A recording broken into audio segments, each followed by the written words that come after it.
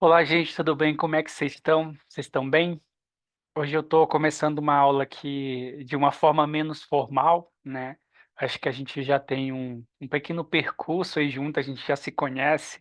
Já posso mostrar para vocês as minhas fragilidades, as minhas vulnerabilidades, os meus medos e, consequentemente, também conseguir compreender a fragilidade, as vulnerabilidades e os medos que vocês também apresentam, como todo mundo apresenta, né? Eu não estou aqui num lugar de saber como alguém que não tem também suas demandas, que também não tem assuntos que sejam sensíveis, para mim também venho desse lugar, né? Dessa busca de autoconhecimento, e talvez por isso a gente se encontrou, se vinculou aqui. Então, falando de sofrimento, falando de fragilidade, de vulnerabilidade, há alguns anos atuando na clínica, atendendo pacientes que trazem demandas novas, demandas que se repetem, demandas que, né, são desconhecidas e etc.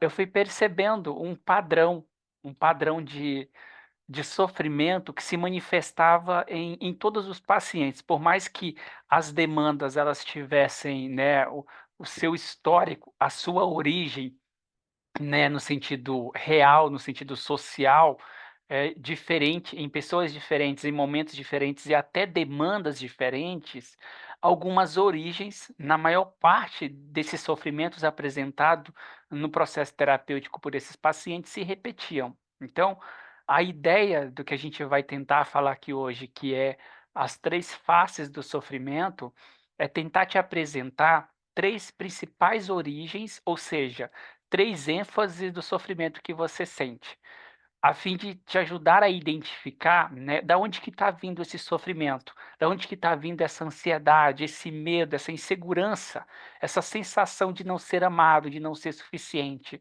Qual que é a origem principal, né, daquele maior sofrimento que você está sentindo nesse momento? Então, eu vou te apontar, né, três caminhos, três direções, e aí você olha para o teu percurso para ver em qual dessas direções pode gerar algum sentido para o sofrimento que você está vivendo, para a demanda que você apresenta, tá bom? Mas sempre reforçando que isso não é uma verdade absoluta, né? Cada caso é um caso, mas eu acho que entender, ou pelo menos conhecer, três possíveis origens para os principais problemas, para os principais sofrimentos que você está sentindo nesse momento, pode ajudar aí a você caminhar um pouco mais nesse percurso de autoconhecimento, ou, se você é um profissional, né, da saúde mental, conseguir ajudar o seu paciente a identificar qual é a principal origem do sofrimento dele hoje, nesse momento presente. Tá bom? Então, fica à vontade aí, a gente já tem um vínculo formado, a gente já tem uma conexão aqui. Então, pega um café, um vinho, uma água, uma cerveja, fica à vontade, relaxa para assistir essa aula e conseguir, né, fazer dessa aula, assistir essa aula, já tem que ser um pouco dessa prática desse autocuidado, né? Não é só um estudo, não é sentar na cadeira e se obrigar a me ouvir, não é sentar na cadeira e se obrigar, né, a escutar o que eu tenho para falar, não, é fazer sentido. É também sentir que você está progredindo de alguma forma, tá bom? Então vamos lá, eu já peguei meu vinho aqui, já peguei minha água e vamos lá fazer esse percurso junto.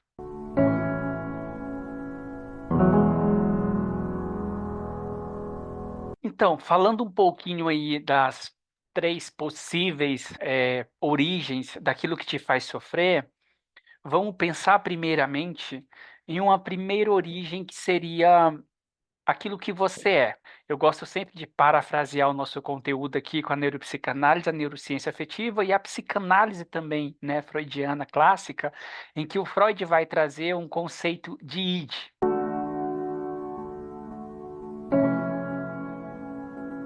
Que id seria essa energia, essa vontade que a gente tem de saciar alguns desejos, ainda que esses desejos sejam proibidos para a sociedade, de saciar algumas vontades, algumas ânsias que nós temos como ser humano, que às vezes o pai, a mãe, a figura, a religião, a sociedade, o grupo que eu estou inserido, né, não aprova que eu satisfaça essa necessidade.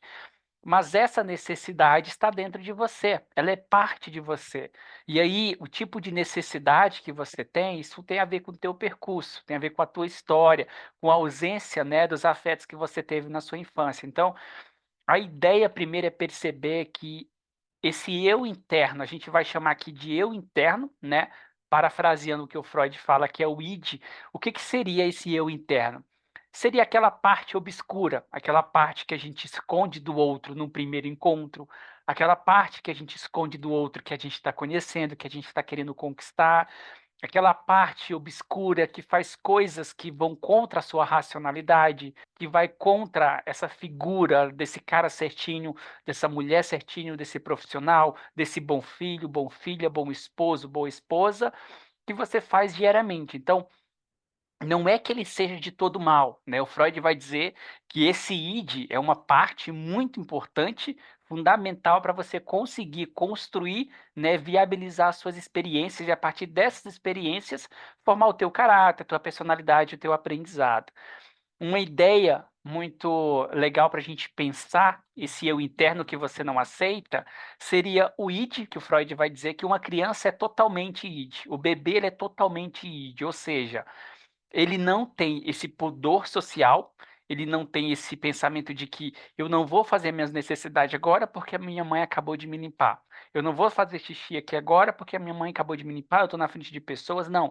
Criança simplesmente exerce suas necessidades. A gente está falando de necessidades muito primitivas fisiológicas, mas é como se, falando do adulto, que existe esse eu interno que a gente não aceita, que a gente luta para reprimir ele lá, seria aquela pessoa que está dentro de uma igreja, mas ela sabe que às vezes ela queria não estar nessa igreja. Seria aquela pessoa que está no relacionamento, mas ela sabe que às vezes ela não queria estar nesse relacionamento.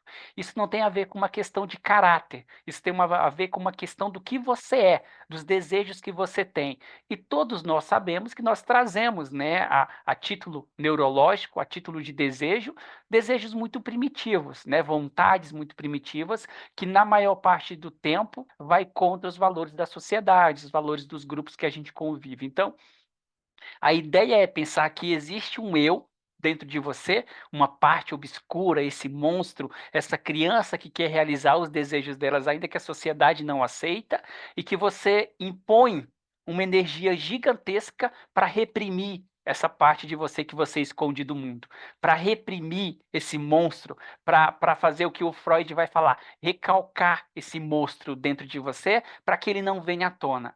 E aí, quando você exagera no álcool, quando você está tomado por uma raiva, quando você está tomado por uma decepção, etc., esse eu ele vem à tona e ele tem atitudes, né? Ele faz ações que te trazem algum grau de consequência. E por não aceitar que esse eu ruim, esse eu não correto, esse eu não aprovado pela religião, pelo mundo, pela sociedade e por você mesmo, por você não aceitar que ele está lá dentro, embutir ou intuir energia, investir esforço para manter ele ali guardado, enjaulado dentro de você, requer muito esforço, requer muita dedicação.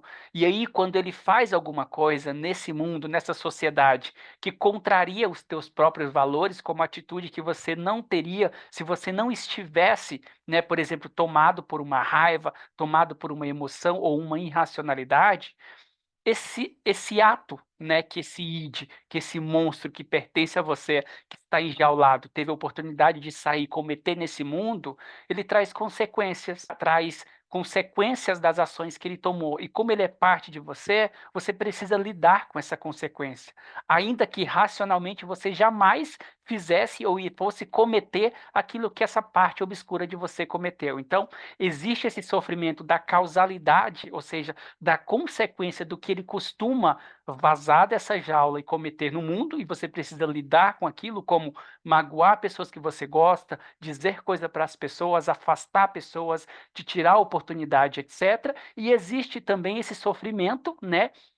Por esse outro estar sendo parte de você, ainda que ele esteja enjaulado, ainda que ele esteja encarcerado dentro de você, ele é parte de você. E não aceitar isso, não aceitar esses desejos, não aceitar essa parte primitiva, esse monstro desejante que tem dentro de você, possivelmente te gera, então, um sofrimento muito grande, né? E aí a gente vai olhar também para a questão da homossexualidade. Quando você nasce dentro de uma religião e não há um espaço para você trazer isso à tona, para você falar, no mínimo poder conversar sobre isso, é como se reprimir esse monstro, esse homossexual que você não aceita dentro de você, te causasse um certo sofrimento. E aí para você a ideia de revelar esse homossexual, revelar esse desejo, essa vontade, é perder esse vínculo familiar, é perder esse grupo religioso. E essa perda, ela te provoca apavoramento. Essa perda te provoca pavor, ansiedade, etc. Então, esse eu interno, esse monstro, seria a primeira ou a maior fonte de origem de sofrimento para quando a gente não tem uma aceitação, tá bom? Guarda aí, eu interno.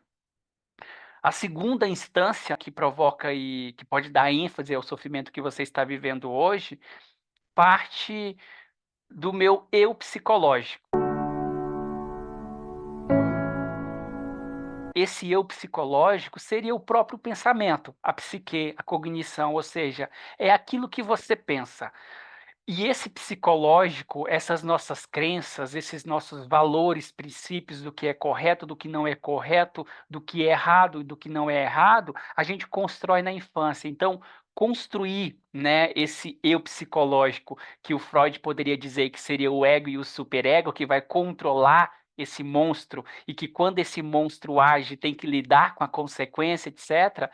Então, esse eu psicológico seria a nossa instância psíquica, são os nossos pensamentos, são a sensação de culpa que nós temos por nós mesmos, pelos erros que nós cometemos, são aquelas crenças, né, que foram impostas, introjetadas em nós na primeira infância, da invalidação do você não é bom o suficiente, você não é igual ao seu irmão, você não sabe fazer nada, você é burro e etc. E todas essas crenças que são enraizadas na primeira infância e que têm um papel fundamental na vida adulta, que é falar: não, você tem valor, você tem significado, você consegue fazer isso ou você não consegue fazer isso. Então, a todo instante, de forma inconsciente, esses valores que nós construímos na infância, esses princípios, eles estão numa instância mental e eles nos causam sofrimento. Nos causam sofrimento porque todas as vezes que eu estou aqui tentando ministrar essa aula para vocês, existe um pensamento, uma espécie de subconsciência que vai dizer: você não é bom nisso, você não sabe fazer isso, as pessoas não estão gostando.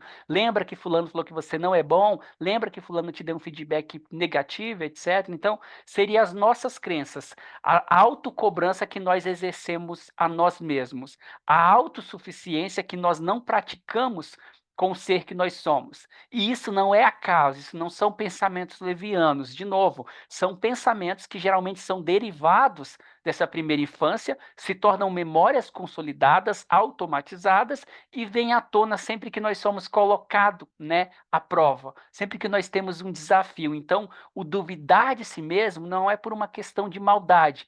O não confiar nas suas capacidades, o se exercer autocobrança o tempo todo, o se julgar o tempo todo, o sentir culpa o tempo todo, não é acaso, não é algo superficial. Há um sentido, há uma origem daquilo que você sente. Há um sentido nesse sofrimento que você está vivenciando nesse momento. Então, esse pensamento, esse eu psicológico, esse eu mental, psíquico que raciocina e que geralmente direciona uma dúvida, uma energia ou uma autocobrança muito grande para você mesmo, seria a segunda fonte de sofrimento que as pessoas mais costumam apresentar, tá bom?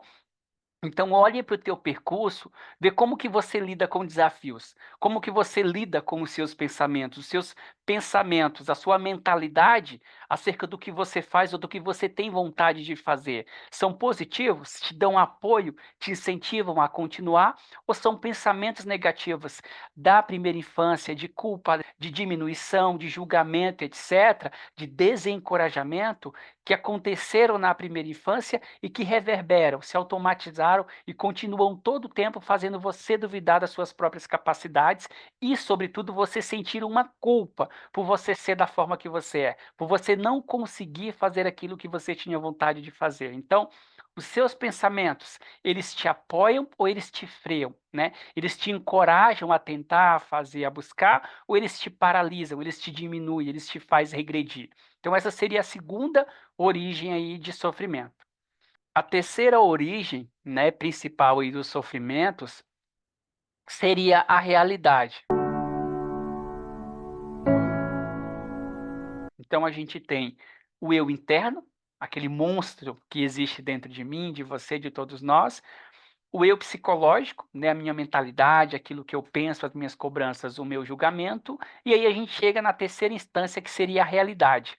ou seja, aquilo que acontece no mundo, aquilo que é parte, né, desse ambiente, dessa realidade que eu estou fadado a fazer parte, a estar incluído, a interagir, e aquilo que você também está fadado a interagir, a ter que se relacionar, etc. E aí é interessante a gente pensar que se eu estou, né, num ambiente e de repente acontece algo com alguém que eu gosto, como por exemplo, alguém que eu amo vem a falecer, alguém que eu amo fica doente, e aí eu sinto, né, uma tristeza pelo adoecer do outro. Eu sinto uma tristeza, uma frustração, um desânimo quando um vínculo meu com alguém que eu gosto se rompe. Quando o outro vai embora, quando esse pai, essa mãe, esse cônjuge me abandona, quando ele resolve me desamparar, resolve me deixar sozinho, resolve não lutar para que a gente continue junto. Então, essa realidade é aquilo que o tempo todo você vai estar suscetível a viver, que o tempo todo vai te desafiar.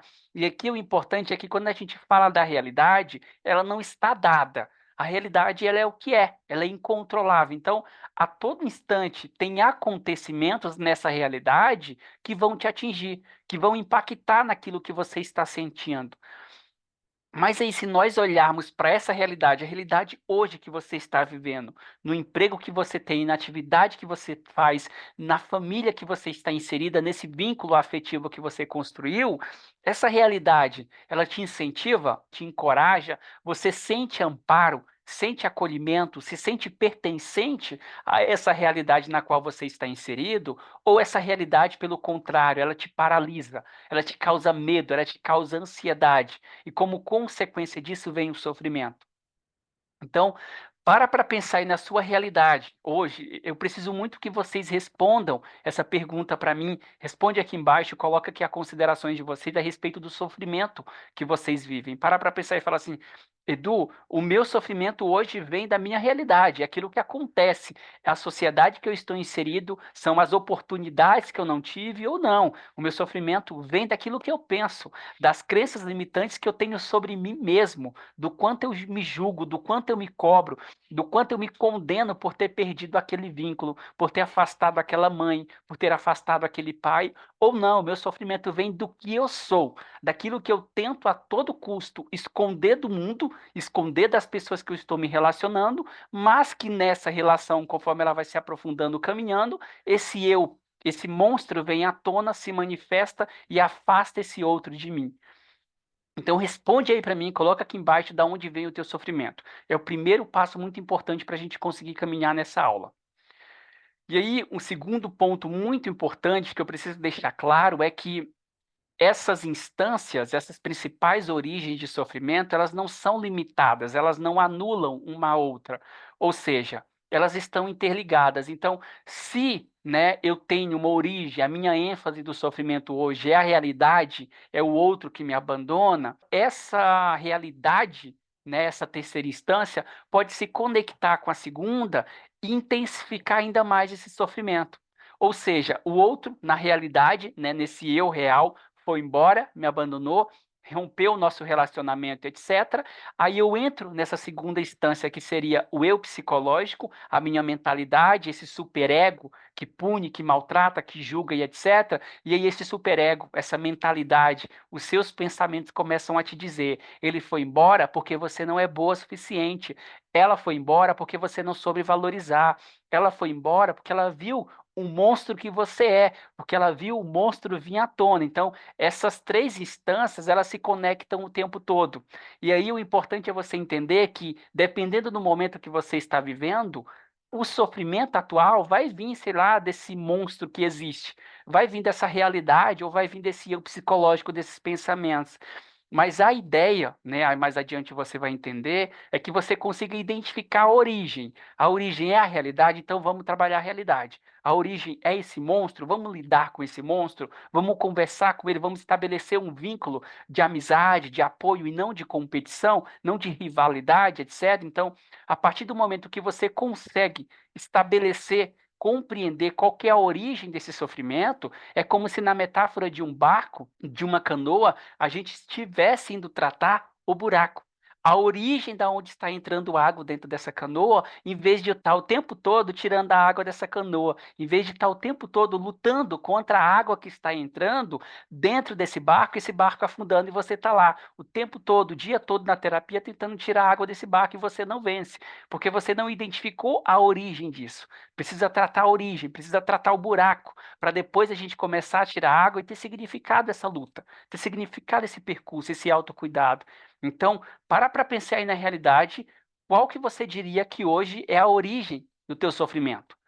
São três opções. Se você errar numa, ela vai te dar um sentido, aonde está doendo. Ah, de repente eu falei que era esse eu psicológico, mas na verdade não é o psicológico, é a realidade. Mas esse eu psicológico, se você olhou para ele, é porque ele está doendo. Ou seja, ainda que seja essa realidade, ela está conectada com esse eu psicológico, que pode estar conectada com esse eu interno ou sucessivamente. Então, olhar para isso, né, olhar para o que você está sentindo, sintomatizar isso, dizer, verbalizar, eu estou sentindo dor no peito, eu estou sentindo medo, eu estou sentindo angústia, eu estou sentindo frio, eu estou sentindo desamparo, fome, etc., é conseguir compreender os elementos que dão significado para você entender em qual origem a gente está falando dessas instâncias de sofrimento, tá bom? Então vamos lá, recapitulando, existe eu interno, né? Esse eu desconhecido, esse monstro que quer realizar tudo o tempo todo e que não respeita regras e que vez ou outra ele vem à tona. Existe esse eu psicológico, ou seja, aquilo que você pensa, esse auto-julgamento, essa culpa, essas crenças limitantes que você coloca sobre si mesmo. E existe a realidade, aquilo que não está dado, aquilo que você não controla, aquilo que você não pode administrar, que vai trazer acontecimentos e que vai te gerar um sintoma, vai te gerar uma interpretação, um sentir nesse mundo. E aí, a partir disso, como você lida com esse acontecimento? Tá bom? Olha para o teu percurso, responde aqui embaixo para a gente caminhar para o próximo passo.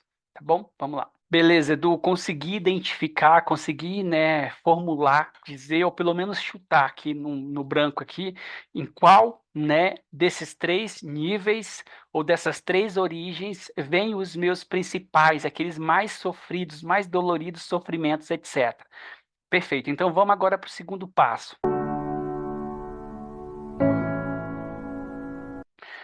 E aí, para falar desse segundo passo, né, para te ajudar a identificar de uma forma mais assertiva a origem do teu sofrimento, eu preciso voltar num conceito, a gente vai usar muito psicanálise aqui na nossa aula, que é um conceito que o Freud vai trazer, que é uma das bases da psicanálise freudiana, que é o conceito de pulsão.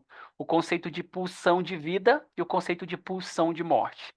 O Freud vai dizer, a grosso modo, tá, gente? Eu estou simplificando, que pulsão de vida é aquilo que te leva a viver prazer, é aquilo que te leva a experimentar experiências, a se relacionar com pessoas, a vivenciar prazeres, etc., a buscar conquista, a buscar um desenvolvimento. Estar nessa aula, de acordo com o Freud, seria uma pulsão de vida e etc. Então, aquilo que te joga para o mundo, que te lança para o mundo para você constituir as suas experiências, viver aquilo que você tem vontade de viver, pulsão de vida, energia libidinal. O outro conceito seria a ideia de pulsão de morte, que aí é tudo aquilo que tende a querer te aproximar para esse estado de nirvana que o Freud vai falar, que é o estado de neutralidade absoluta, ou seja, é tentar ou fazer coisas nesse mundo, se relacionar com pessoas, entrar em relacionamento, praticar esportes, etc., que te levem, que te condicione novamente para esse estado de nirvana através dessa pulsão de morte. Então, pulsão de vida te incentiva para frente, etc., e pulsão de morte quer te levar novamente para esse estado de nirvana, esse estado de descanso absoluto, neutralidade. Então, guarda esses dois conceitos aí. Bom, para quem já entende um pouco de psicanálise, sabe que esses são dois conceitos de pulsão que o Freud vai trabalhar ao longo, né, das escrituras, das obras, do desenvolvimento dele. E aí é absolutamente importante, isso define mais ou menos a psicanálise, né? Traz um resumo da psicanálise, como que funciona, o que te leva a fazer isso, o que te leva a não fazer isso, etc.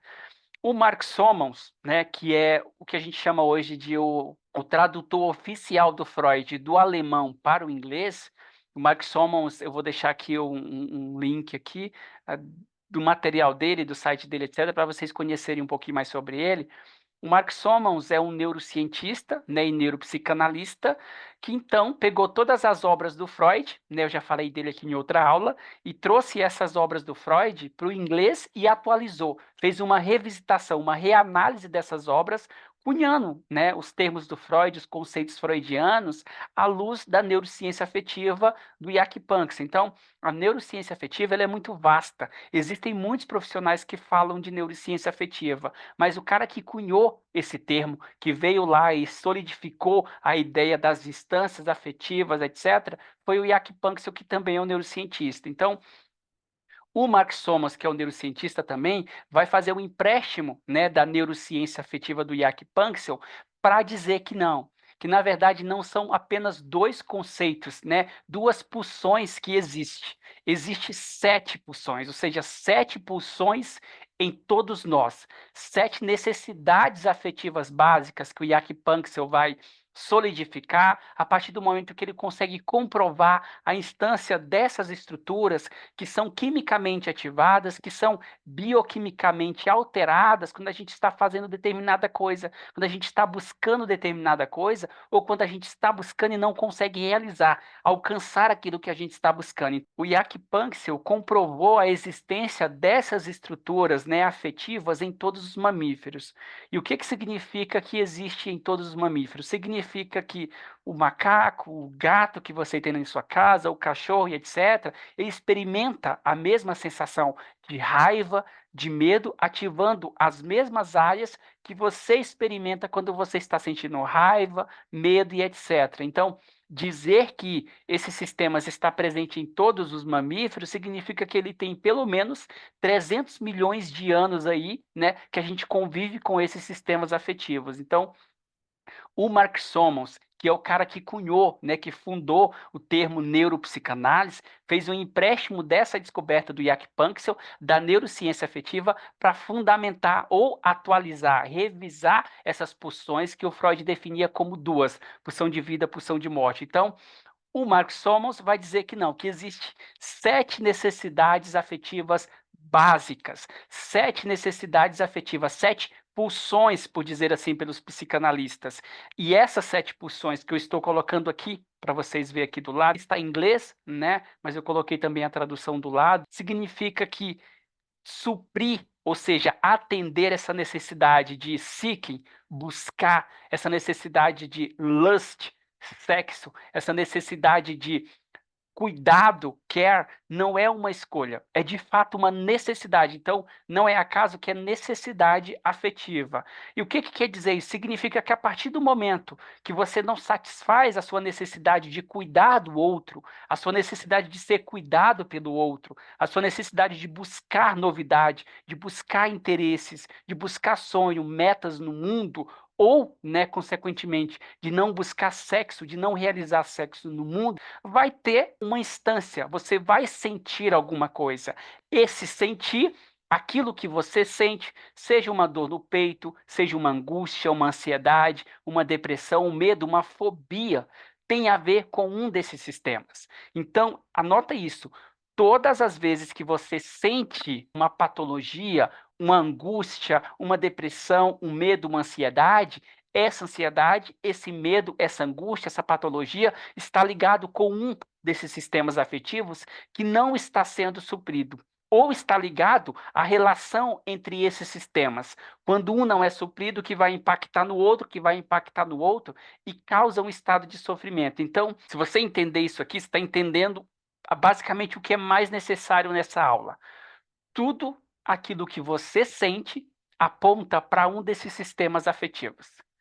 Tudo aquilo que você sente, esse medo, essa fobia, essa ansiedade que se manifesta o tempo todo, esse medo de perder o outro, esse medo de romper o vínculo, de terminar esse relacionamento, de perder essa mãe, de perder esse pai, tem a ver com uma dessas necessidades afetivas. Então, se você consegue compreender aquilo que você está sentindo e consegue traduzir isso para o seu terapeuta, sendo ele um neuropsicanalista, ele vai conseguir identificar, né, de qual dessas necessidades a gente está falando.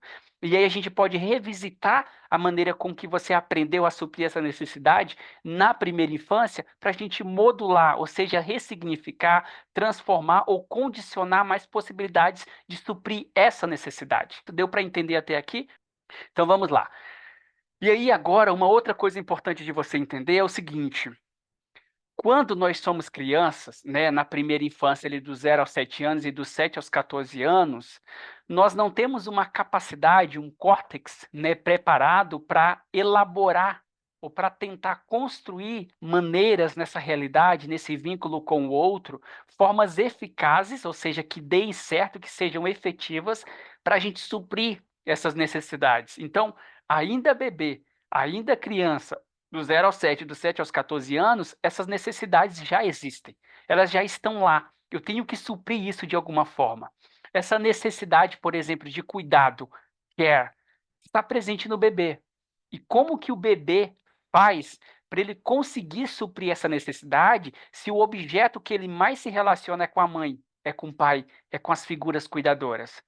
Nesse momento, nessa primeira infância, no momento que saiu da barriga do útero da mãe, o bebê já tem essa ferramenta. Ele usa o choro. Então, chorar, ou seja, gritar, berrar, espernear e etc., vai trazer essa figura cuidadora. Então, quando o bebê sente fome, quando ele se sente desamparo, quando ele se sente abandonado, quando ele se sente sozinho, ele chora, e quando ele chora, essa mãe, esse pai, essa figura cuidadora vem até ele, traz o alimento, supre a fome dele, garante o alimento dele, dá cuidado, dá afago, dá carinho, dá segurança, acolhimento, dá amparo. E a partir do momento que o bebê teve medo, teve desamparo, teve fome e ele chorou, e a mãe e o pai veio rapidamente, esse choro se torna uma ferramenta. Mas o que a gente não percebe é que essa ferramenta, ela não é a melhor ferramenta para você estar no mundo adulto, para suprir a sua necessidade de sexo, para suprir a sua necessidade de busca, a sua necessidade de cuidado. Existem outras ferramentas, mas esse choro, ele é automatizado. Por que que ele é automatizado?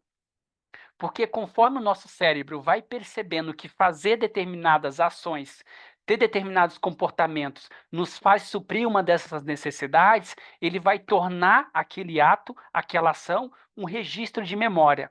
Esse registro de memória, ele se torna automatizado, o que significa que você passa a repetir esse ato e ainda assim você não precisa pensar, ou seja, você não tem consciência que você está fazendo aquilo, simplesmente acontece. Por exemplo, se eu sinto fome, né? Eu estou com fome, eu preciso ir até a cozinha para poder pegar alguma coisa e matar essa fome. Suprir essa necessidade biológica, física, como eu também preciso suprir essa necessidade psicológica, mental. Então, se eu estou com fome, eu vou até a geladeira. Eu penso em ir até a geladeira, mas para eu levantar, para eu caminhar, para eu dar um passo atrás do outro, eu não preciso pensar. Eu faço isso de forma inconsciente. E por que que eu faço de forma inconsciente? Porque isso é automatizado.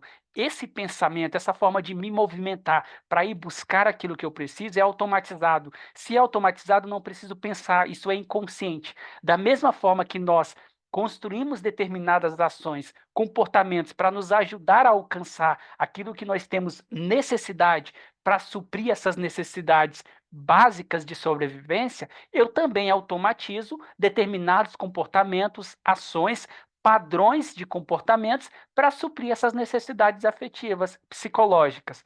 Então, o choro para o bebê, ele é automatizado. Ele automatiza de forma que ele não tem consciência e até os 13, 14, 16, às vezes até os 35 anos, muitas pessoas vão usar essa ferramenta do choro para conseguir aquilo que precisa. Vai usar o choro para conseguir o afeto da mãe, vai usar o choro para conseguir o afeto da parceira, o afeto do parceiro e assim sucessivamente. Então, isso é inconsciente. Se é inconsciente, significa que vem à tona mesmo que eu não precise pensar. Perfeito. Esse choro, ele é eficaz para garantir a sobrevivência do bebê naquele momento. Mas o bebê, ele não tem possibilidade de construir outra ferramenta. Ele não tem possibilidade de dialogar com a mãe dele e falar: mãe, estou precisando aqui de um alimento, estou precisando de um carinho, estou me sentindo sozinho. Como ele não tem essa possibilidade que nós adultos já temos, é por isso que esse pensamento, que essa ação se automatizou para que ele faça aquilo inconscientemente, sempre que esse medo, essa necessidade, essa fome se manifestar. Então, imagina aí na sua vida, no seu percurso, quantas ações, quantos padrões de comportamentos você automatizou para suprir essas necessidades afetivas. Você tem necessidade de ser cuidado. E o que que você fazia na primeira infância para você suprir essa necessidade de ser cuidado? Você tem necessidade de se sentir amado, de se sentir pertencente, validado. O que que você fazia na sua infância, no seu percurso, para ser validado, para ser amado, para falar, pai, mãe, olha para mim, cuida de mim, me abraça, me dá carinho, etc. Você tem uma necessidade de busca, aquilo que te leva para o mundo, que te impulsiona a ir atrás das coisas. O que que você usava como ferramenta na primeira infância para fazer um novo amigo, para conhecer uma nova escola, para falar com um novo colega, para falar na adolescência com uma pessoa, com um cara, com uma menina que você estava interessada? Me fala aí, olha para o teu percurso e encontra essa resposta. Aí você fala, ah, Eduardo, mas eu não consigo voltar na minha infância, nem no processo terapêutico, e voltar exatamente nos meus 7, nos meus 2 ou nos meus 3 anos, e encontrar, né, qual era a ação, qual era a ferramenta, a forma que eu fazia que se tornar automatizada para suprir essas necessidades. Perfeito, a gente não consegue. A ideia de consolidar uma memória seria trazer essa memória à tona, trazer essa memória do córtex, essa memória, né, se tornar líquida, a gente modular, remodular essa memória e ela se consolidar novamente. Mas essa memória já não existe na vida adulta, porque na primeira infância nós não fazemos memória, nós não fazemos memória consolidada. A gente faz, né, pequenos registros de memória, fragmentado, memória, etc., que não é visual, que não tem imagem, etc. Então, aquilo que você faz, assim como o choro, como todas as coisas que você fez na primeira infância e que deu certo ou não para você suprir as suas necessidades afetivas, foi o melhor que você conseguiu fazer. Não foi o melhor para conseguir o que você precisava. Foi o melhor que você conseguiu, de acordo com o que você viveu, de acordo com as experiências que você colecionou. Então, você não vai conseguir voltar nesses 2 anos e entender essas memórias. E aqui entra um papel muito importante do terapeuta, que é a possibilidade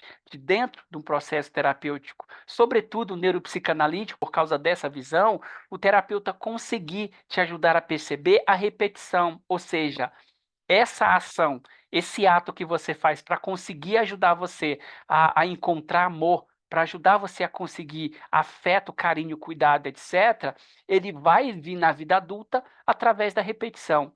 Então, toda a ação, todo o comportamento, toda a ferramenta que você usou na primeira infância para suprir, para atender essas necessidades de carinho, de amor, de cuidado, elas se manifestam na vida adulta através da repetição. Ou seja, todas as vezes que você quer carinho, todas as vezes que você quer afeto, o que é que você faz? O que é que você faz na vida adulta, agora na realidade, no relacionamento que você vive, para conseguir esse afeto, para conseguir esse amor? O que você faz para você se sentir amparado? Ah, todas as vezes que eu quero me sentir amparado, eu choro. Todas as vezes que eu quero me sentir amparado, eu me isolo. Tá, mas isso não está dando certo. Isso não está fazendo você alcançar essa necessidade de se sentir amparado, de se sentir cuidado, de se sentir amado, de receber afeto. Então, mesmo que isso não dê certo, você vai repetir isso. E a repetição é a comprovação de que foi essa mesma ação, essa mesma ferramenta que você usou na primeira infância para tentar conseguir amor, carinho, cuidado, afeto desse pai, dessa mãe, dessas figuras cuidadoras. E aí, como que você sabe se isso está ou não dando certo na vida adulta? A possibilidade é muito pequena, porque foi uma criança de 4, 3, 2, 5 anos modulando a possibilidade de realizar suas necessidades. Então, dificilmente, para a vida atual que nós vivemos, aquela ferramenta, como o choro que foi eficaz na infância, vai ser eficaz na vida adulta. Se isso não é eficaz, isso vai te causar sofrimento. Por que que vai te causar sofrimento? Porque, né, você não está suprindo essas necessidades. E aí eu falei anteriormente que quando você não supre uma dessas necessidades, ela te faz sentir. Você sente alguma coisa aqui dentro, você sente medo, sente angústia, sente ansiedade. Então, olhar para o que você sente, conseguir nomear aquilo que você está sentindo, medo, desamparo, ansiedade, insegurança, tremor, fobia, o que que você está sentindo? Verbalizar isso que você está sentindo para o teu terapeuta vai ajudar esse terapeuta a encontrar dentro dessa neurociência afetiva, dentro dessas 7 necessidades fundamentais que estão comprovadas pela neurociência, De qual desses afetos se trata? É culpa que você está sentindo? Então a culpa está ligada a essa necessidade de vínculo, essa necessidade de ser amado. É medo? É ansiedade que você está sentindo? Então isso está ligado com essa necessidade de cuidado. É o quê? É depressão que você está sentindo na vida adulta? É uma tristeza? É uma melancolia? Isso está ligado ao sistema de vínculo, ao sistema de pertencimento, ao sistema de sentir amado. Então, nomear, né, aquilo que você está sentindo te possibilita encontrar exatamente em qual desse sistema ou em quais desses sistemas, porque eles se relacionam entre eles, você está em declínio, você está desequilibrado. E aí, dentro da possibilidade, você olhar para isso, você trabalhar para isso. Por exemplo, um afeto aqui. De repente você está sentindo muito medo, você está sentindo muita ansiedade, você está sentindo uma tristeza, um desamparo, uma insegurança. Essa ansiedade, ela vai se manifestar pela necessidade de vínculo, o medo de perder a figura cuidadora, o medo de sentir a ausência, o desamparo desse pai e dessa mãe. Então, quando você está no relacionamento, quando você está no emprego, que você experimenta uma instabilidade, quando você está numa situação, num país desconhecido, num emprego novo, numa entrevista, num processo de aceitação, não sabe se termina ou se continua o relacionamento, em conflito com a mãe, com o pai, com a família, com o amigo, ou perdendo algo que é importante para você, essa ansiedade se manifesta para demonstrar dentro desses afetos, você sente ansiedade, ela demonstra em qual afeto estamos falando, de vínculo, necessidade de pertencimento, necessidade de me sentir amado, de me sentir cuidado pelo outro. Então, você identifica aquilo que você sente fala de qual desses afetos você está, né, em déficit. Qual desses afetos você não está suprindo? E, de novo, na primeira infância você modulou formas de suprir esse afeto, de suprir essa necessidade de você se sentir amado, de você se sentir cuidado. Mas na primeira infância deu certo, mas na vida adulta agora não dá certo. Você não tem o outro sempre que você chora, você não tem o outro sempre que você tem necessidade. E se você não tem, isso vai se repetir. O choro vai se repetir, a tristeza vai se repetir, a ansiedade vai se repetir, esse medo, essa insegurança, essa fobia vai se repetir, porque todas elas vão estar apontando para o mesmo afeto, vão estar apontando para a mesma necessidade afetiva. Deu para entender isso aí? Ficou claro para vocês? Espero que tenha ficado claro. Se não ficou claro, gente, vocês colocam, comentam aqui embaixo que eu sempre vou retornar e responder ele à medida do possível que eu conseguir, tá bom? Perfeito. Então a gente conseguiu entender que nós temos necessidades afetivas básicas e aquilo que a psicanálise chamava de pulsão de vida, pulsão de morte.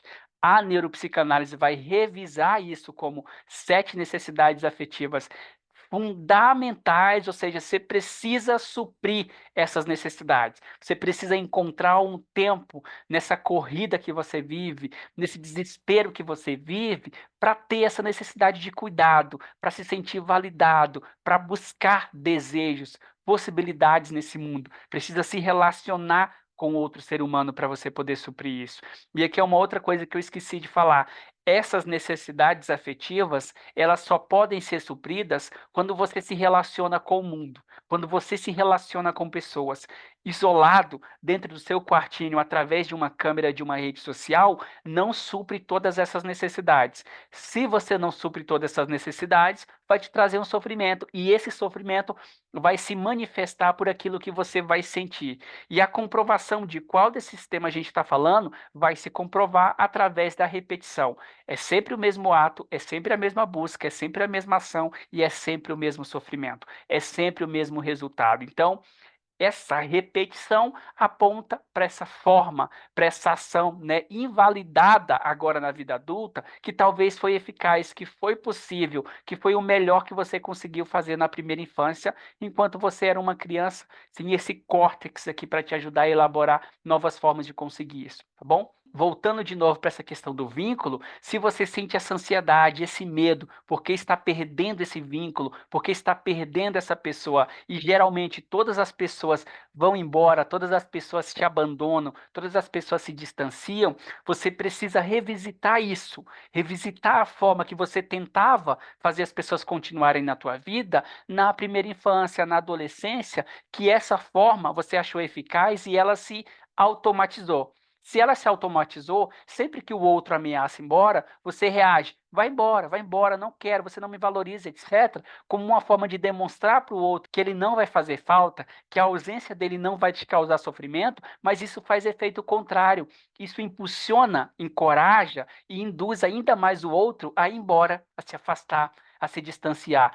Não deu certo, você não supriu essa necessidade de manter o vínculo, mas como isso é um comportamento automatizado, porque funcionou quando você era criança, e você fazia birra com a mãe, e você fazia birra com o pai, e você brigava com o irmão, e o irmão sempre voltava, pedia desculpa, te dava carinho e afeto, você continua usando isso na vida adulta. Isso é automatizado. Por isso que para você o outro nunca tem razão. Por isso que para você você sempre é o certo, é o outro que não te merece, é o outro que não fica. Mas se isso está te fazendo sofrer, perder esse vínculo não está suprindo essa necessidade de se sentir amado. Então, se isso está se repetindo nos seus relacionamentos em diversas áreas da sua vida, a gente está falando dessa necessidade de vínculo, de se sentir amado.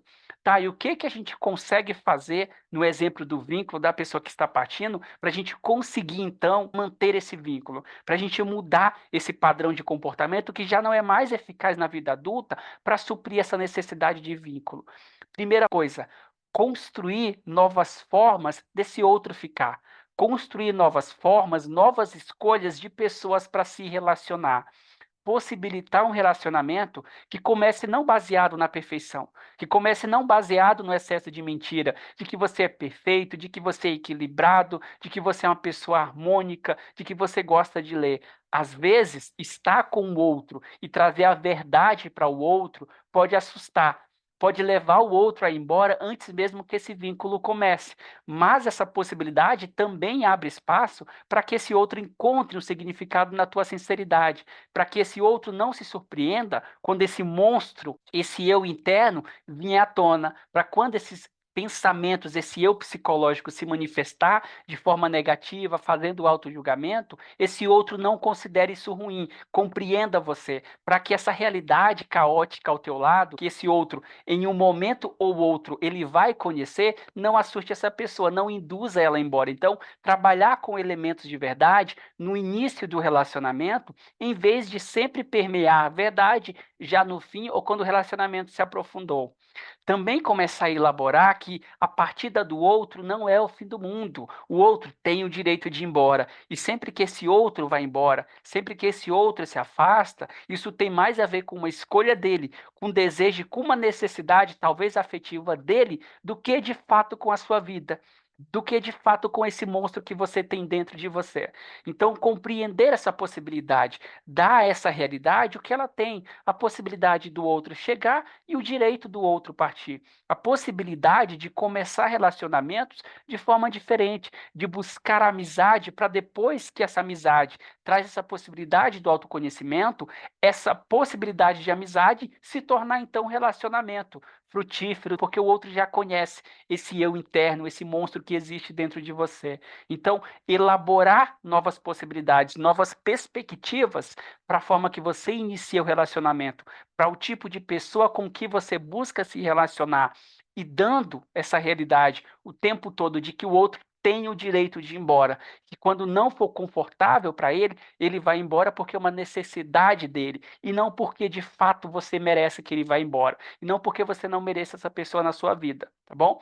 Isso são formas, então, da gente elaborar novas memórias, novas possibilidades de suprir essa necessidade. E aqui um dado muito importante, porque quando você constrói um relacionamento na vida adulta, baseado no início da verdade caótica que você vive, em vez dessa mentira harmônica, dessa mentira equilibrada que ninguém vive, existe uma possibilidade desse outro ficar, desse vínculo não se romper, ao menos por esse motivo, ao menos nesse momento. E aí, quando esse outro não parte, esse vínculo continua, essa memória automática que você tinha de como que você supria essas necessidades afetivas de cuidado, de se sentir amado, ela é também substituída por essa nova memória, por essa nova ação, por esse novo meio que você usou para suprir essa necessidade. Então, sempre que fazer uma coisa dá certo para eu suprir uma necessidade, ela vai ser substituída, ela vai ser tomada por essa verdade, por essa nova possibilidade de suprir esse afeto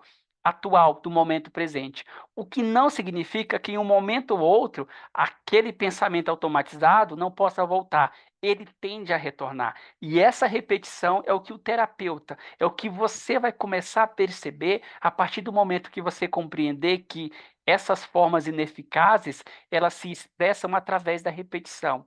Então, olha aí para a tua vida, olha aí para o teu sofrimento, para aquilo que está te causando sofrimento e pensa, né? Que repetição, que comportamentos, que ações, que decisões, que escolhas que se repetem no teu percurso, na tua história, que se repetem no tipo de relacionamento, que se repetem no trabalho, que se repetem na família, que se repetem no relacionamento conjugal, social e assim sucessivamente. Então, olhar para essa repetição e, de novo, identificar aquilo que você está sentindo. É uma dor, é um medo, é um desamparo, é uma fome, o que que você está sentindo? Compreender o que você está sentindo para a gente poder chegar em qual desses afetos a gente está falando, tá bom? Me diz aí se isso fez sentido para você. Me fala se de certa forma isso clareou a dor, o sofrimento, a demanda que você está sentindo. Se isso trouxe alguma contribuição para aquilo que você está vivendo, para o momento que você está vivendo, desse sofrimento que você está experimentando. De novo, isso não é uma verdade absoluta. Isso é um direcionamento, são apontamentos que podem, de certa forma, conseguir clarear esse percurso de autoconhecimento e de autocuidado que a gente está praticando aqui, tá bom? Gente, era isso, tá? Espero realmente que essa aula tenha sido significativa para você, tanto quanto foi para mim enquanto eu elaborava essa aula. A gente vai mantendo esse vínculo aí, vamos continuando esse percurso junto. E muito obrigado por vocês estarem trilhando esse percurso comigo e não me deixando sozinho, né? Me dando esse cuidado, essa possibilidade de vínculo de pertencimento, tá bom? Beijo no coração de vocês, até a próxima.